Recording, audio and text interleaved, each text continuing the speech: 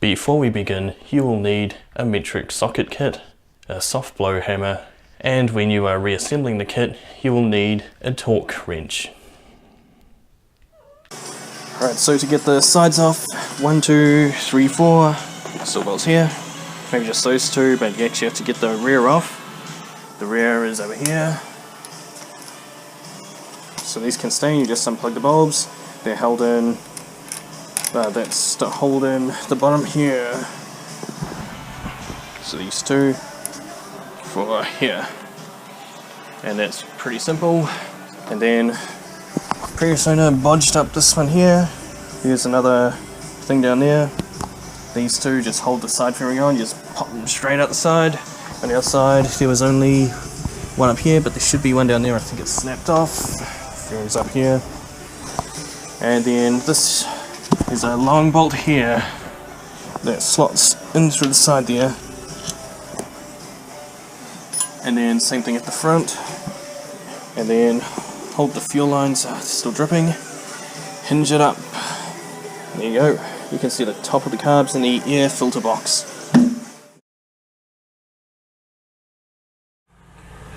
Now we'll take off the air filter box, and what we need is one of these special tools here, which is good that I've got one of these sets of weird shapes. So I believe it's too big. I think I was right the first time.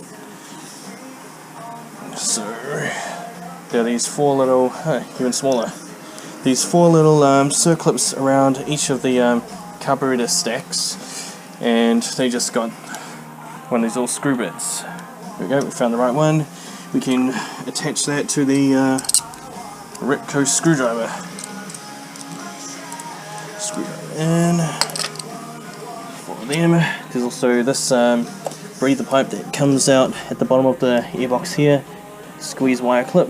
Theoretically, if there's nothing else holding the airbox in, you just slip it straight out. Alright, so to get it out, there's actually these little prongs here at the front. Slip into a grommet there, and you do just undo these four. Just got a yank, comes out. Bit of left and right action, squeeze it out. So here we just have the carburetors. All my Mikuni, and I'll have them out soon. Looks like a simple process.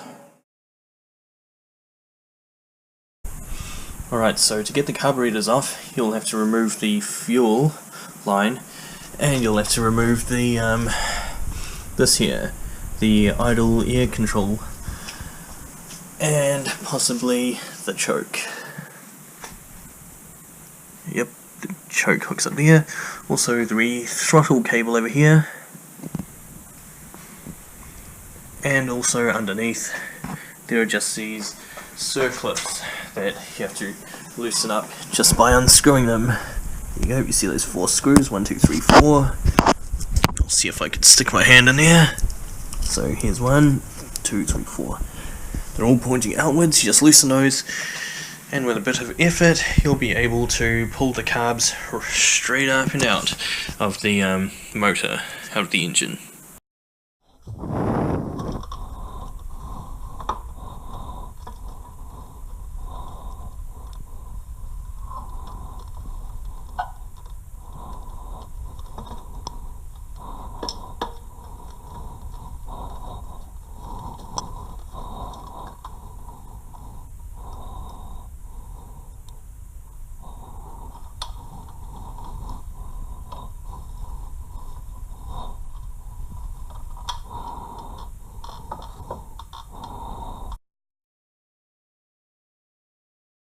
Since it looks like I'll be taking out the engine, I'll be taking out the front sprocket. Alright, so just for reference, up the top we got 2 long bolts, all around we've got medium length ones, then at the bottom you've got an extra long one which sits right here, and it helps hold those breather tubes in place, so I'll just put them there. You can see they're all different lengths down here, top ones, bottom one. And just to clear up the place a little bit, just pull the EXUP cables out through there. These were originally had in place by this little piece as well, just like S-shaped, going to the exhaust. The motor is up here, you can see The cover off, and you have access to your front sprocket. And just a quick thing, here's the EXUP valve.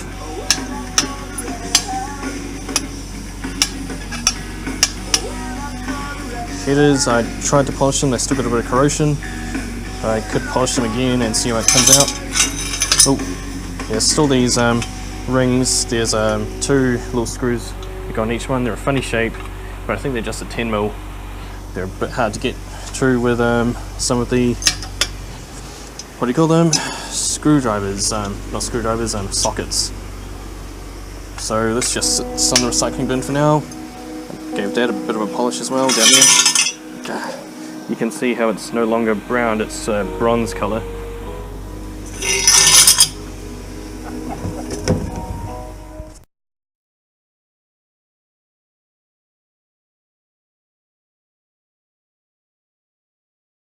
So now that we've got all the major parts out of the way, it's time to drain all the radiator fluid and get the radiator out, because the way that you'll be pulling the engine out is sort of down and forwards.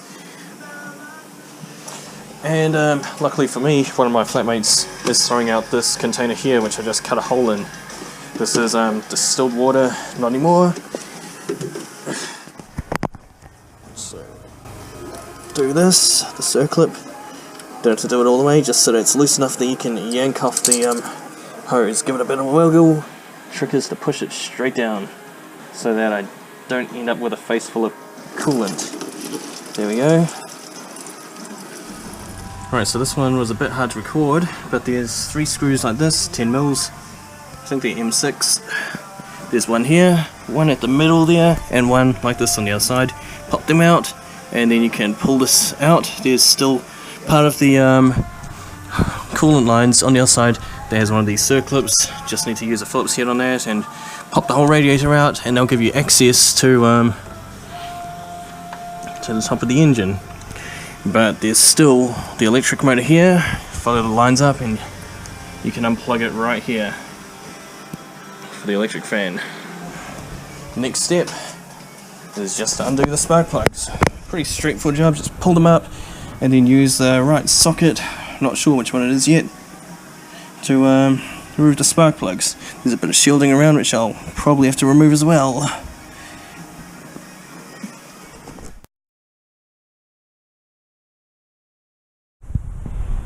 So now I'm up to the last part. I don't think I'll actually be taking out the engine, since most of the work can be done right here in the engine bay. All that I need to do is remove that black cover there and disconnect the thermostat. If I were to remove the engine, then I'd reroute this cable here that goes to the stator and disconnect the starter motor. Once those are free, pretty much none of the cables actually go to the engine itself, and there's the 2 bolts here and a couple down around the body, around the delta frame.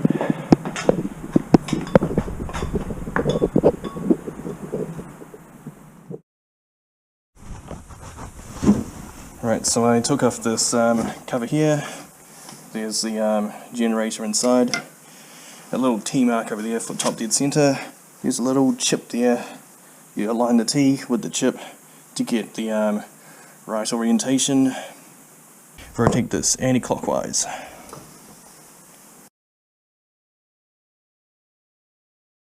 Take off all those bolts on top and do it in a star pattern. Do the opposites first. There's a workshop manual which tells you the order to put them through. Now we're down to the last one. It's very loose, it's on angle, and as soon as I take off that last bolt up there, the whole valve cover is going to come off. As you can see, it's already coming off here. So just so I can get a better look at the cam chain, 1, 2, 3, 4 bolts holding on this bronze coloured cover. Right, here's the cam chain. It's the tension just won't move any further than that much. Up about 1 centimeter, down like 2 mils.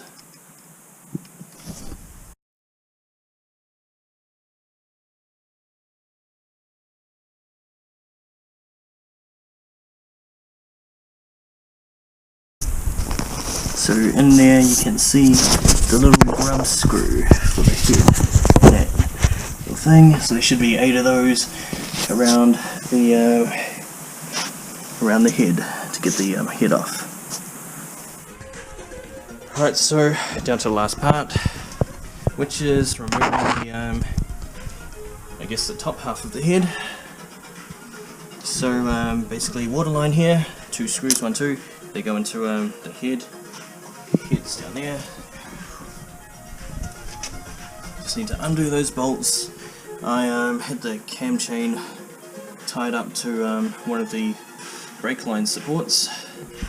Just cut the zip tie and hold the cam chain while you lift up the head. If the head is a bit stubborn, give it a few taps with a soft blow hammer. That's what I've been doing, just tap tap tap tap.